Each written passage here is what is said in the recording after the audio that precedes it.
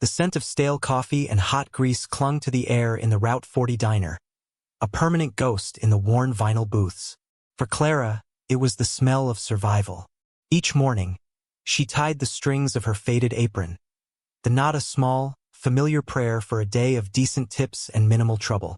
Today, that prayer went unanswered. The bell above the door didn't jingle. It was shoved open with a violent clang, announcing the arrival of Rex and the foul mood that perpetually trailed him like a stray dog. He was a man built of cheap beer and casual cruelty, his presence sucking the warmth from the room. He slid into a booth, the vinyl groaning under his weight, and slapped the menu onto the table. The half-dozen other patrons, a family with 2 kids, a pair of truckers, old Mr. Gable nursing his coffee at the counter, instinctively hunched over their plates. Trouble had a sound, and it was the scrape of Rex's chair. Clara approached with her notepad, her smile practiced and brittle. "Morning, Rex." "The usual?" He didn't look at her. He stared out the window, a sneer twisting his lips. "The usual is burnt coffee and eggs that taste like sadness. Surprise me. Try not to screw it up."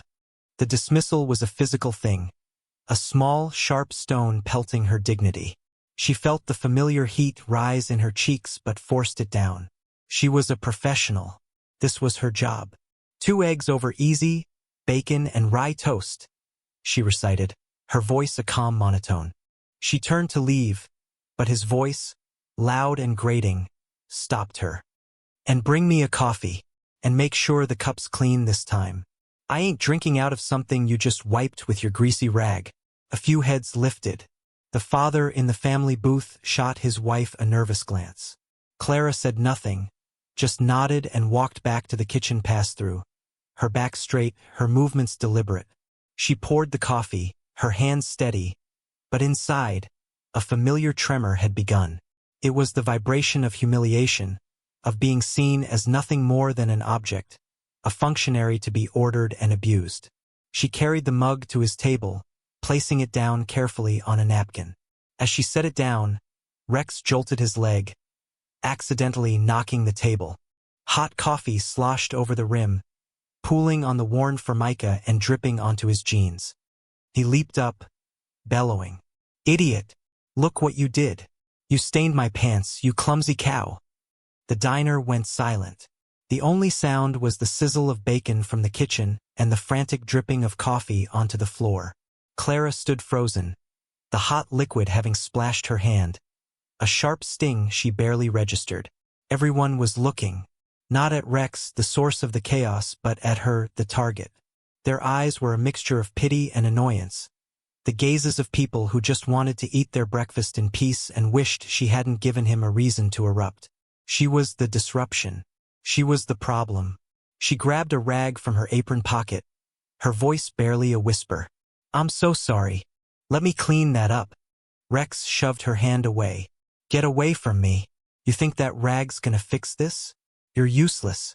Completely and utterly useless." He sat back down, a triumphant smirk on his face, having successfully established his dominance for the day. Clara, on her knees, wiped the spilled coffee from the floor, her reflection staring back at her from the murky puddle on the linoleum. A tired woman in a stained apron, invisible and utterly alone. Rex's performance of victimhood continued with the arrival of his food. He inspected the plate as if it were a crime scene, lifting a piece of bacon with 2 fingers and letting it drop with theatrical disdain. "This is burnt," he declared to the room at large. He poked at the eggs, the yolks perfectly runny, and grimaced. "And this is raw. You trying to poison me?" Clara stood by the table, her notepad clutched in her hand. "I can have the cook make you another plate, Rex. And wait another hour? No thanks. I'd rather starve." He proceeded to devour the entire meal in under 3 minutes, his chewing loud and aggressive. When he was finished, he pushed the plate away, leaving a smear of egg yolk and a few crumbs. He belched, a sound that seemed to rattle the sugar dispensers on the nearby tables. He then sauntered to the cash register where Clara stood waiting, her expression carefully neutral. Mr. Henderson, the diner's owner, was busy in the back, a strategic retreat he often employed when Rex was present. "That'll be $9.50, Clara said, her voice quiet but clear. Rex laughed, a short, ugly bark. $9.50? For that garbage? You've got to be kidding me." He leaned over the counter, his breath a sour mix of coffee and cheap cigarettes. "You messed up my coffee, you ruined my pants, and you served me slop. I ain't paying for any of it. In fact, you should be paying me." The tension in the diner thickened. The truckers at their table stopped talking, their forks hovering over their plates. Mr. Gable swiveled slowly on his stool, his watery blue eyes fixed on the confrontation. This was the moment where an owner, a manager, anyone with a shred of authority was supposed to step in. But the back office remained silent. Clara was on her own. "The meal was $9.50, she repeated, her gaze unwavering. She would not look away. She would not let him see her fear. "You deaf or just stupid?" Rex sneered. He reached into his pocket and pulled out a crumpled wad of bills. He peeled off 2 singles, balled them up, and threw them on the counter. They bounced and rolled near the tip jar, which held only a few lonely coins. "There. That's for the coffee you managed not to spill on yourself. The rest is for your terrible service. Consider it a lesson." He was denying her worth not just as a waitress but as a person. The $2 were a calculated insult, a statement that her labor, her time, her dignity were worth less than nothing. She looked at the crumpled bills, then back at his smug face. A fire, low and steady, burned in her chest. It was a flame she had learned to tend carefully, a legacy left to her by the only man who had ever made her feel seen. "You ate the food, Rex. You need to pay for it," she said. Her voice didn't rise. It was as solid and unyielding as stone. He leaned in closer, his voice dropping to a low growl. "What are you going to do about it, sweetheart? Cry to your boss? He's hiding in the back like the little mouse he is. You're nothing. Just a washed-up waitress in a dead-end town. Now get out of my way." He pushed past the counter, deliberately bumping his shoulder into hers, and strode toward the door, leaving the 2 crumpled dollars and the weight of his contempt behind him. Later that night, the lock on Clara's apartment door clicked shut with a sound of finality. The single room was sparse but immaculate, a small fortress against the world's grime. She kicked off her sensible, grease-stained shoes and padded in her socks to the small kitchenette. She didn't turn on the main light, preferring the soft glow of the lamp on a small end table. It illuminated the room's most important feature, a framed photograph of a young man with kind eyes and a wide, easy smile, his army fatigues crisp and proud. Michael. Her Michael. She ran a finger over the cool glass, a familiar ritual that both soothed and sharpened her grief. He had been gone for 4 years, but his presence was woven into the fabric of her life, into the very way she breathed. He was the one who had taught her about quiet strength. He had never been a loud man, never one for grand gestures, but his principles were like bedrock. "Dignity, Clara," he used to say, his hand covering hers across the table of this very diner, back when it was their place. "It's the one thing nobody can take from you. They can try, they can insult you, they can knock you down. But they can't take it unless you give it to them." He'd seen real ugliness in the world, things he never fully spoke of, but it hadn't made him cruel or cynical. It had forged in him a profound respect for the small decencies, for looking another person in the eye and acknowledging their humanity. She opened a closet and pulled out a heavy leather jacket. It was far too big for her, the leather worn and creased, smelling faintly of engine oil and his cologne. On the back was a faded, intricate patch of an eagle, though not one she recognized from any of the local clubs. It was from his life before her, before the army, a life he'd mentioned only in passing. He'd called them his brothers, men who lived by a code she didn't understand but respected because he had. He'd sold his motorcycle to pay for their first apartment, a sacrifice he never once mentioned with regret. "You're my ride now," he joked. She held the jacket to her face, inhaling deeply, letting the memory of him fill the empty spaces inside her. This jacket, this photo, these memories, they were her armor. Rex could throw his money and his insults, the world could ignore her, But he could not touch this. He could not take what Michael had given her. She folded the jacket carefully and placed it back in the closet. The quiet click of the door a promise to herself. She would not give her dignity away. Not for $2, not for anything. The next day dawned gray and damp, the sky a perfect mirror of Clara's mood. She felt a knot of dread in her stomach as she unlocked the diner door. She half-prayed Rex would stay away, but a deeper part of her knew he wouldn't. Bullies were creatures of habit, and she was his new favorite target. Sure enough, around lunchtime, the door swung open and in he walked, this time flanked by two of his cronies. They were smaller, meaner versions of him, with the same vacant eyes and cruel smirks.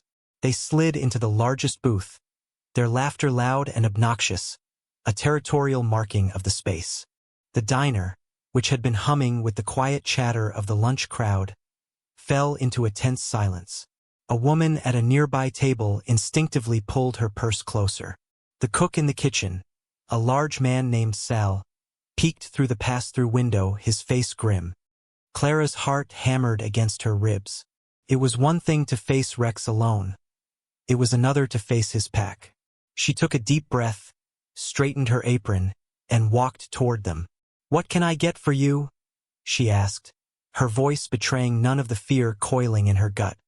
"Well, look who it is," Rex announced, leaning back. "The world's most expensive waitress. We decided to give your fine establishment another try," his friends snickered. 3 burgers, fries, and 3 beers. Clara stiffened. "We don't serve beer, Rex. You know that." "Then I guess you're making a run to the liquor store," he said, smiling. "Don't worry, we'll wait." The community of onlookers remained steadfastly silent. A man who came in every day for lunch suddenly found the contents of his newspaper utterly fascinating. The young couple in the corner booth began a whispered argument, their eyes darting nervously toward Rex's table.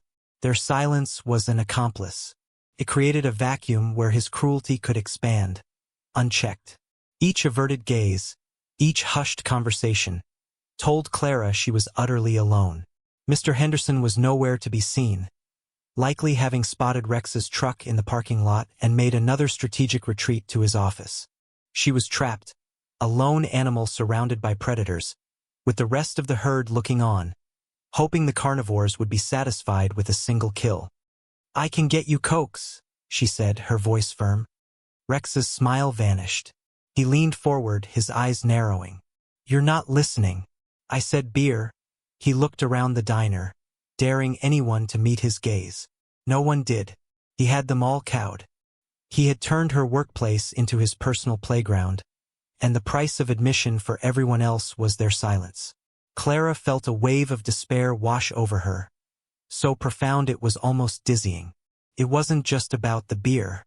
It was about the absolute powerlessness of her situation, amplified by the silent consent of the people around her. The confrontation found its true flashpoint not with her, but with Mr. Gable. The elderly veteran, a man of 90, sat at his usual spot at the counter, a slice of apple pie and a cup of coffee before him. He wore his VFW cap, its brim casting a shadow over his wrinkled face. His hands, gnarled with arthritis, trembled as he lifted his fork. A small piece of pie fell onto the counter. Rex, seeing this, let out a derisive snort. "Hey, Pops, need someone to feed you?" he called out, his voice dripping with scorn. "Careful you don't hurt yourself with that fork." His friends roared with laughter. Mr. Gable's head snapped up, his pale eyes flashing with a spark of old fire. "I've handled worse things than a fork, son," he said, his voice thin but steady. Rex slid out of his booth and ambled over to the counter, looming over the old man. "Oh yeah? Like what?"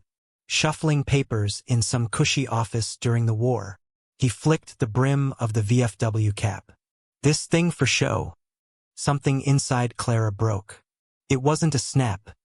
It was a slow, deliberate tearing of the final thread of her restraint. This was not about her anymore. This was about a man who had earned his dignity 1,000 times over, being tormented by a man who had never earned anything. She walked from behind the counter, the scuffed linoleum feeling like a mile-long battlefield.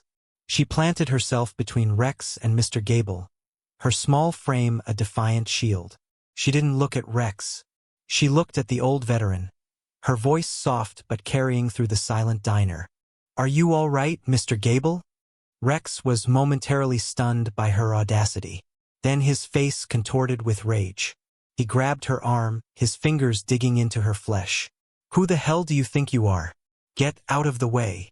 Clara didn't flinch. She met his gaze, and for the first time, there was no fear in her eyes, only a cold, hard anger. "Leave him alone," she said. The words were quiet, but they landed with the force of a physical blow.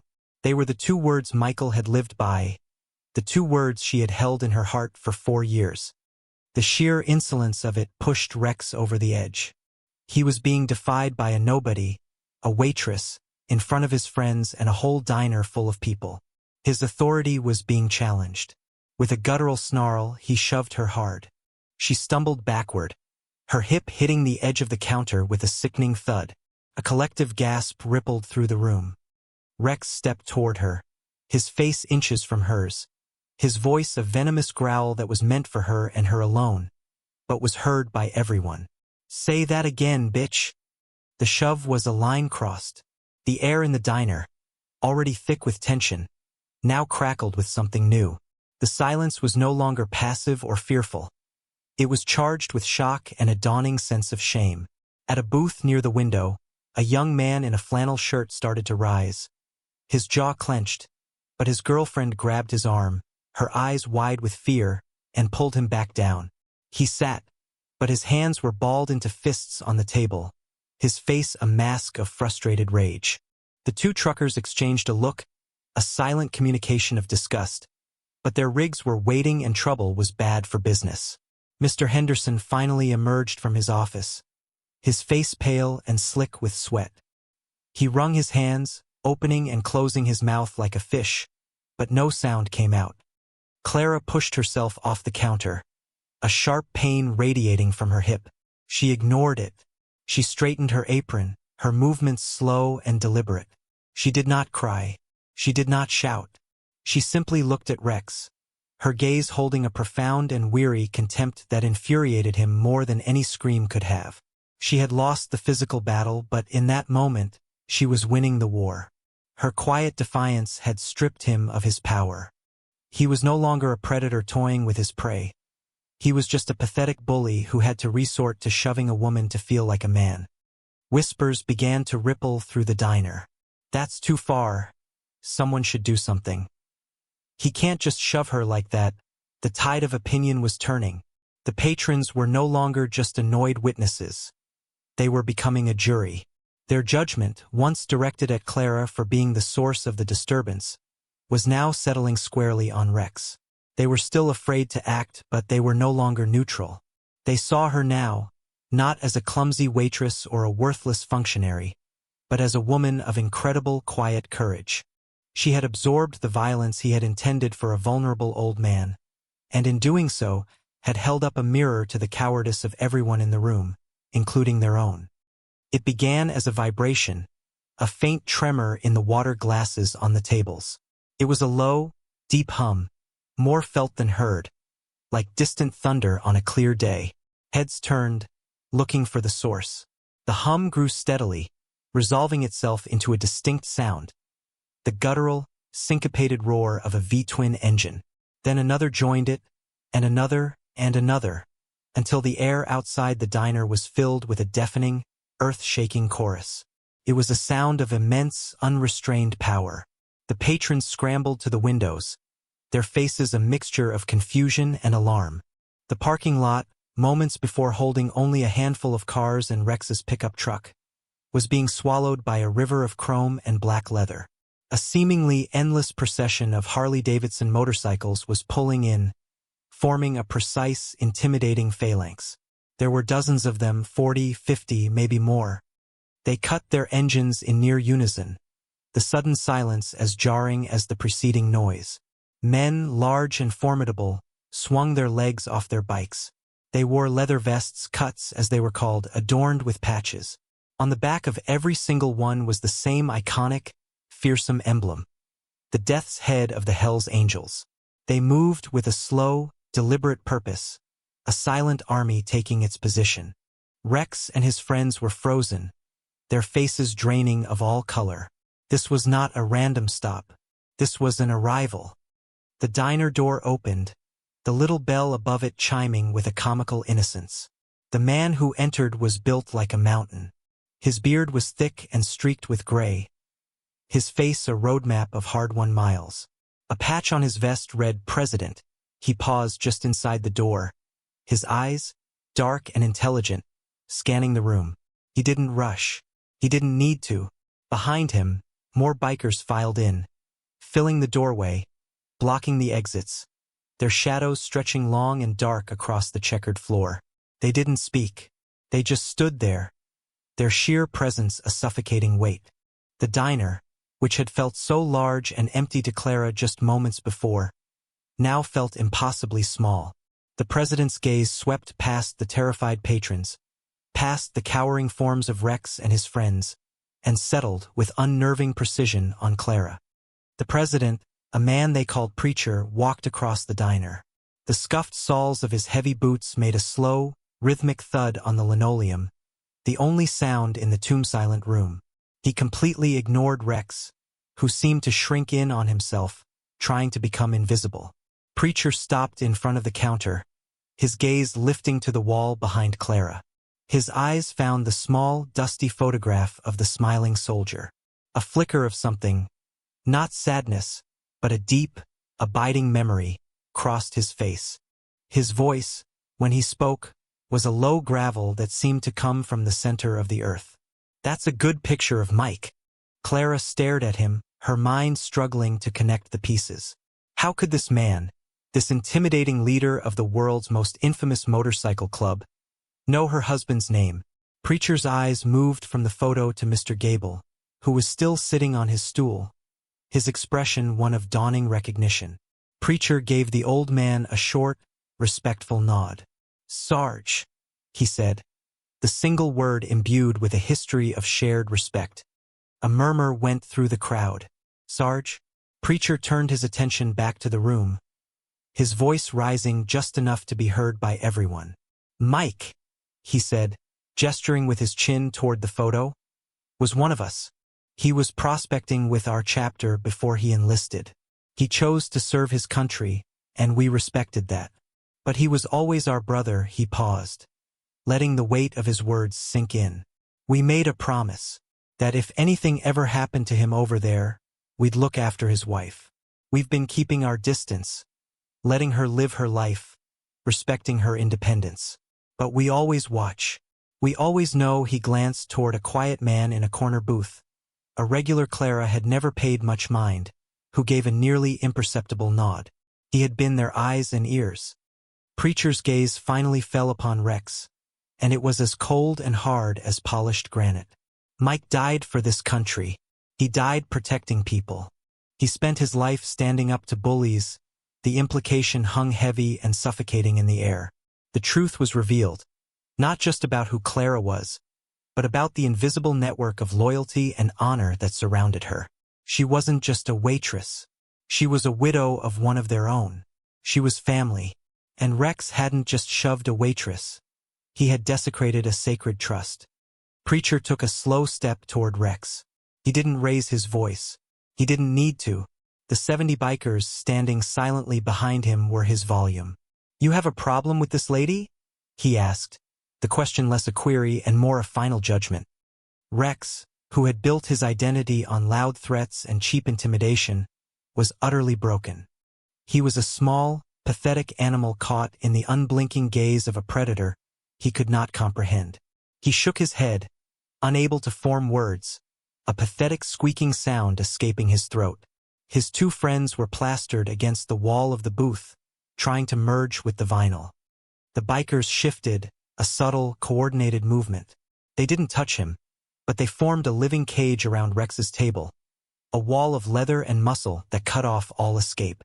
The air grew thick with the smell of old leather and the silent promise of violence. Preacher looked down at the 2 crumpled dollar bills still sitting on the counter. He reached into his own vest, pulled out a crisp folded $100 bill, and laid it gently in front of Clara.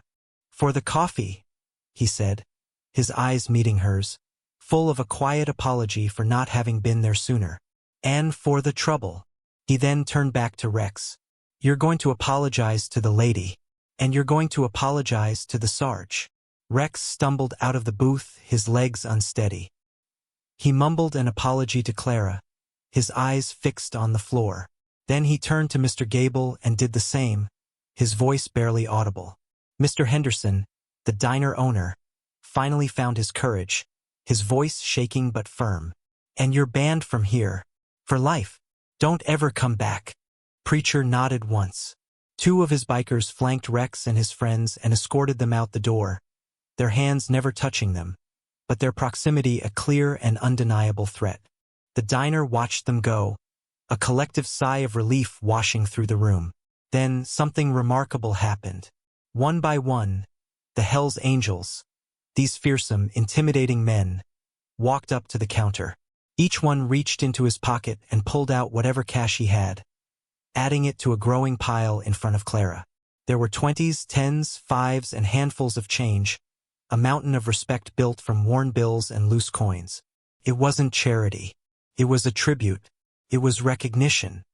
The roar of the departing pickup truck faded into the distance, leaving behind a profound and peaceful silence. The bikers, their duty done, did not leave. They began to slide into the empty booths, taking up the spaces vacated by the fearful patrons who had scurried out during the confrontation. They filled the diner, their quiet presence a protective shield. The atmosphere was transformed. What had been a place of humiliation and fear was now a sanctuary, a fortress. Preacher sat at the counter, a few stools down from Mr. Gable. "Clara," he said gently, "could we get about 70 coffees? And a slice of that apple pie for the Sarge." Clara, moving as if in a dream, began to work. Her hands, which had trembled earlier, were now steady. She filled mugs, started new pots of coffee, her movements fluid and sure. The familiar tasks of her job were no longer a burden. They were a way of serving her protectors, her family. As she set a cup in front of Preacher, he reached into his vest and pulled out a small, folded patch. It was black with white lettering that read, "Support your local Hell's Angels." He pushed it across the counter to her. "Your family, Clara. You ever need anything at all, you know we're here. You're not alone anymore." She looked at the patch, then at the faces of the men filling her diner. They were talking in low, easy voices, their laughter a comfortable rumble. They weren't monsters. They were brothers, husbands, fathers. They were men who lived by a code that had brought them here to defend the widow of a fallen brother. She felt tears welling in her eyes, but for the first time in 4 years, they were not tears of grief or loneliness. They were tears of overwhelming gratitude. The sun began to set, casting long shadows across the parking lot and sending shafts of golden light through the diner windows. The light glinted off the endless chrome of the motorcycles, turning them into a gleaming, protective wall. The young man in the flannel shirt, who had almost stood up to Rex, came to the counter to pay his bill. He looked Clara in the eye, his face full of respect. "I'm sorry I didn't do anything," he said quietly. "You were very brave." Clara just smiled. A small, genuine smile that reached her eyes. The fear was gone, replaced by a quiet strength that felt as solid and real as the counter beneath her hands. The low rumble of their engines, once a sound that might have signaled danger, was now the sound of safety, of loyalty, of an unbreakable brotherhood. She was no longer just a waitress. She was Clara, Michael's wife, a woman protected, a woman who belonged.